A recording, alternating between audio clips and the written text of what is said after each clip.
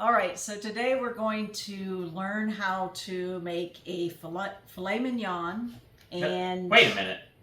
Where am I? Wait, who are you? Wait, how'd you get here?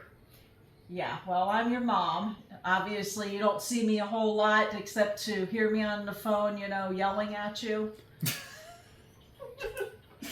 Well, we're going to be doing this together. Yes, so we're going to do filet mignon and parsnips. So I don't believe Sanity, which, by the way, Sanity, he has his own channel called Moment of Sanity. So if you're into like video gaming and things like that, then check out his channel. And I myself have started a cooking series, which I guess kind of sparked you starting to do a cooking series as well. Yes. So we're going to, together, you're going to learn how to try and make filet mignon and parsnips with me. So that way your peeps on your channel can also learn that as well. All right? That should be fun. Okay. So what we're going to do is you're going to drizzle a little bit of olive oil all over your meat. Just a little bit? Yep, just enough that you're going to kind of rub it in. So you're going to rub your meat. Please rephrase. Very gently.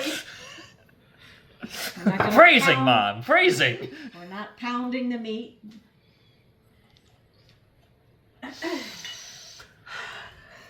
These are the jokes that are supposed to be on my channel. All right, and once you feel like they're well coated on both sides. Okay. Yeah, that's greasy enough. It just gives it a little extra flavor, but you can also take like a marinade, so like a sauce, even a pre-made bottled sauce that they have all kinds of different marinades, and you can have the meat sit in that marinade for a few hours. The longer the better when you're dealing with the marinade, and that way the meat gets a nice thorough coating of it and the flavor is throughout. Here we go. Okay. Today on Mrs. Goblin Cooks, Sanity fondles his meat. So now after you are done rubbing your meat, go and wash your hands. Always wash your hands after rubbing your meat. Alright, so now take the pepper and salt, whichever one you want to start off with, and kind of go over the tops. You know, try and coat it real good with the black pepper all over. Get some over on the edge here. Oh no. Got to build up some hand strength there. Alright, and a little salt. This Himalayan pink salt. Pink salt. It's not even Himalayan. That's good. Yeah. Yeah, this one is definitely better at grading than whatever in God's name that is. All right, so we'll let those sit for a little bit, okay? All right. Because then that way it kind of absorbs that oil. While we're getting that ready to boil, let's grab the parsnips out. So this is a parsnip. It looks like a carrot. Well, it is from the carrot family.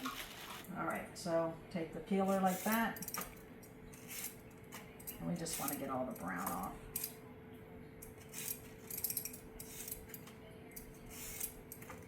It's not that it's bad or anything, it's just... Hard to cook with? No, it's fine. It's just like a carrot, basically. I mean, you can technically eat it even with the...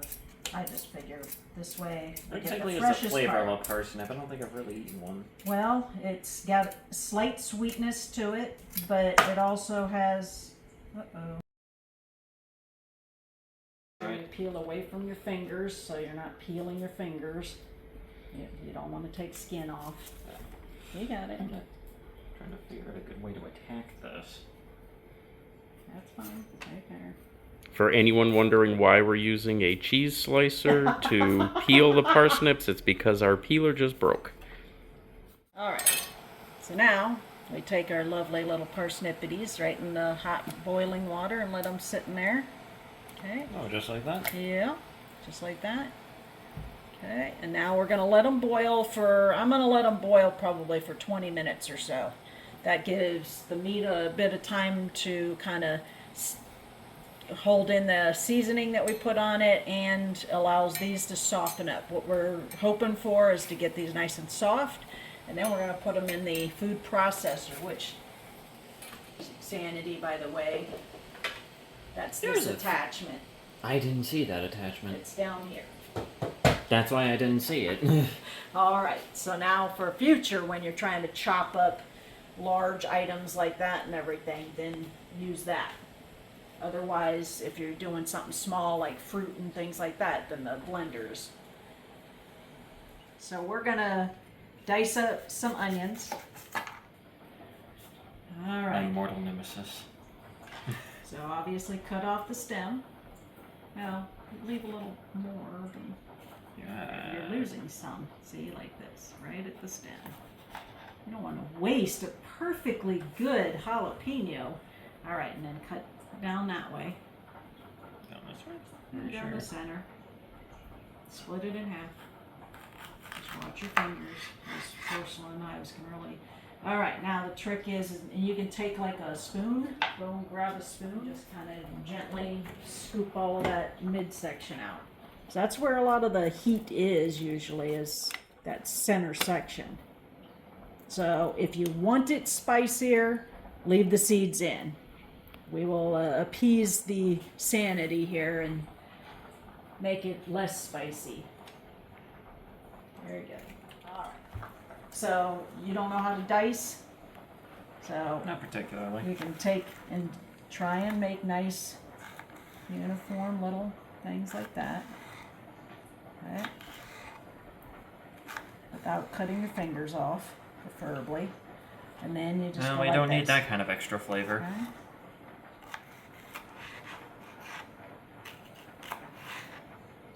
Yeah, very good. See, he learned that probably in culinary school, folding his fingers under. It's probably the only useful thing that they taught me. Oh, I'm sure there's plenty of useful things. So do you know what this is? Is that cilantro? Yes. Okay, good. All I right. just want to make sure that I got that right.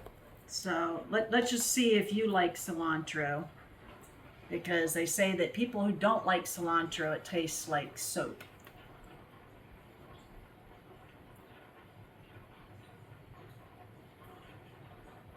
So it doesn't taste like soap? It doesn't taste like soap, but it So- had like this weird sting on my tongue. I don't know how to describe it. Well, that could even be some of the jalapeno still on my fingers. Well, either way, it's not bad. It doesn't. Usually, if you are one of those that has the gene that doesn't like it, you will not like it at all. Like, it'll just taste gross to you. My understanding is that people who don't like it, it tastes like soap, I guess. Let me just get a little So confirmation I here. think just that need you a- would have a really adverse reaction to it. You probably have the gene. Yeah, Got it it doesn't. from me. It doesn't taste like vile or anything. It's not bad. You've had a lot of Mexican food and things like that. A lot of that food has cilantro in it. Yeah, it ain't bad. All right. It doesn't taste repulsive. So I'll let that warm up a bit. Coat this down. That ready too. And then what we can do is get this. Wait for that to warm up. These all in there. I won't turn it on quite yet. I'll have it in the pan. This is the onions and the jalapenos. Alrighty. So one thing to remember when you're sauteing your vegetables and stuff like that is just kind of any of the harder vegetables, you want to saute those first. And we can put that on there, and that'll let us know when things are going with that. This, so that's ready. Put the side that you've got the salt and pepper on down. So that's the side that cooks first, because then we'll put salt and pepper on the other sides while they're cooking on the side that you already salted and peppered. work with me here. There, now I'm hearing sizzling.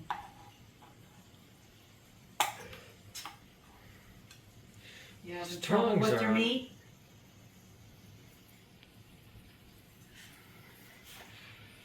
Moving past that.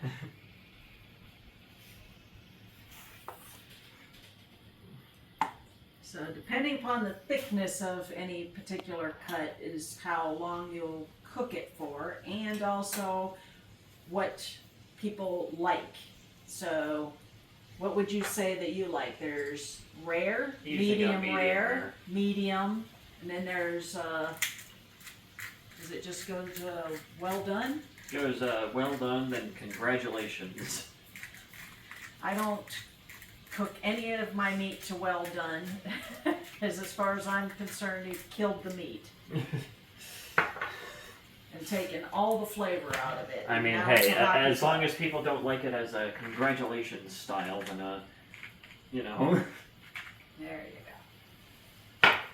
So I usually like medium rare as well. So we'll say that probably like this smaller one, maybe we'll be able to get away with about 3 or 4 minutes on each side. But some of these thicker guys might need almost 5 or so minutes on each side, okay? Yep. But if we start feeling like things are getting too overcooked, we'll just keep a close eye on it.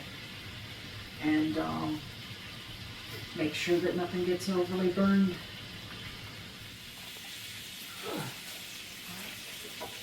You can grab maybe a fork. There's one right there. And just kind of put them in there. Yeah, that's perfect. And one thing we could do is we'll just maybe add the cilantro into there. Grab the butter. Where is it? Here it is. You How know, much do we just need? cut like maybe a little. Almost kind of dirty. There. All right, let's put our lid on. Make sure the snap's closed. Okay, and then we will. Yeah, blend is probably good. We'll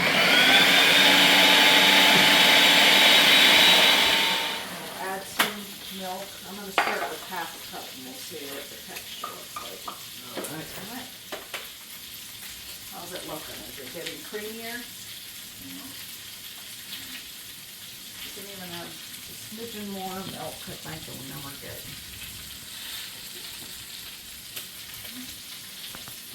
There we go.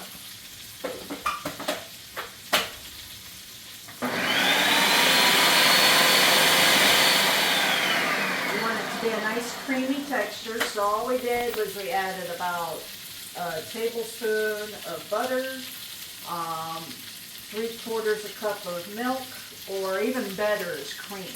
Like a heavy whipping cream is even better because it creates a even creamier and more decadent texture. But if you want to save your pennies, you know, whole milk is always a good thing in a pinch if you're needing cream for something.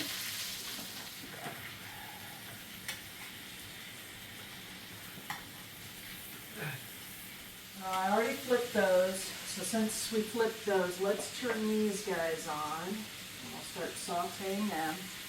And the trick with meat too is you don't cut right into it. You take it off the heat, put it onto a plate, and let it sit for a bit. That helps all of that nice juiciness and everything else to, you know, stay in the meat. And you don't end up with this dry hockey puck.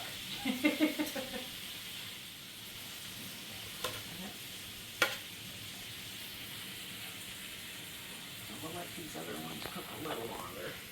This one here would cook better. And just kind of add a little bit of salt. We didn't do any kind of flavoring other than the cilantro and butter. So salt is a necessary seasoning.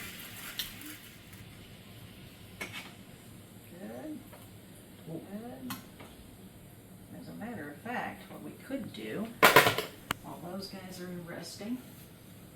So this will probably be nice and yummy.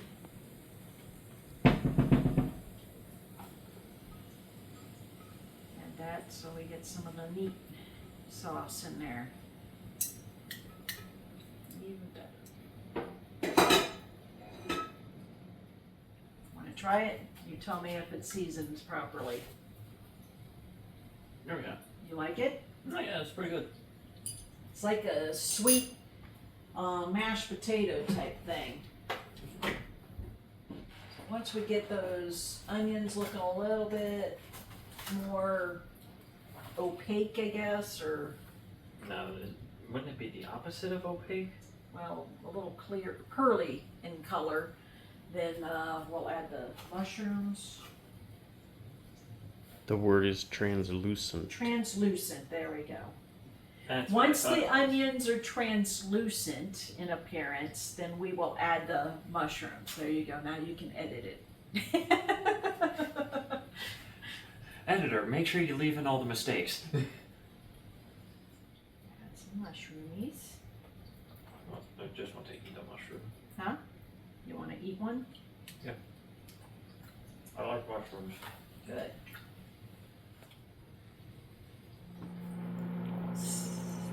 That on. That'll sit.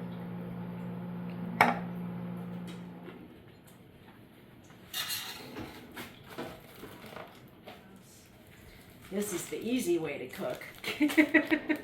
All right, digging in. Alrighty. Let's see if we did it right. Looks like it. Looks pretty medium rare to me. Brown around the thing and pink in the center. Yeah. Okay. Bottoms up.